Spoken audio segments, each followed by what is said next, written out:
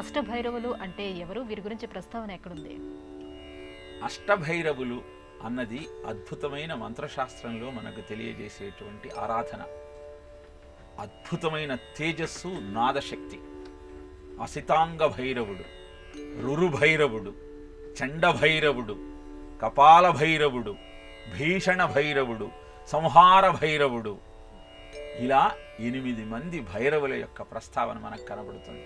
ఒక్కొక్క భైరవుడి దగ్గర మళ్ళీ 8 మంది భైరవులు ఉంటారు. ఇలా 64 మంది భైరవులు.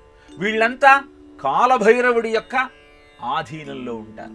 కాలభైరవుడు అంటే తప్పు చేసిన బ్రహ్మదేవుడి యొక్క శిరస్సును ఖండించినవాడు.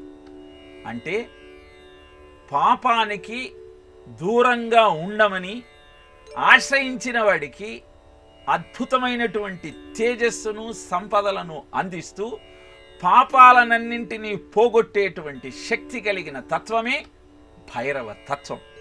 కనుక కాశీకి కూడా క్షేత్రపాలకుడు కాలభైరవుడే.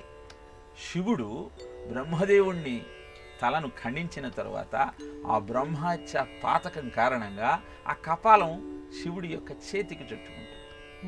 ఆ పాపాన్ని కాశీలో ప్రవేశించి విశాలాక్షి దగ్గర భిక్ష స్వీకరించిన తర్వాత పోగొట్టుకోగలుగుతాడు.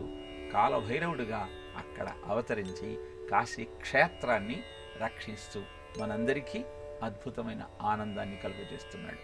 కనుక అష్టభైరవులు వారి శక్తులనే వైష్ణవి, వారాహి, మాహేశ్వరి, చండి, చాముండి, ఇంద్రాణి అంటూ వారి శక్తులను వారి భార్యలుగా ప్రకటించడం జరిగింది. కనుక అష్టభైరవుల ఆరాధన అద్భుతమైన శ్రేయస్సును, ప్రచండమైనటువంటి సంపదలను నీకు అందించగలిగినటువంటి అనుష్ఠానం.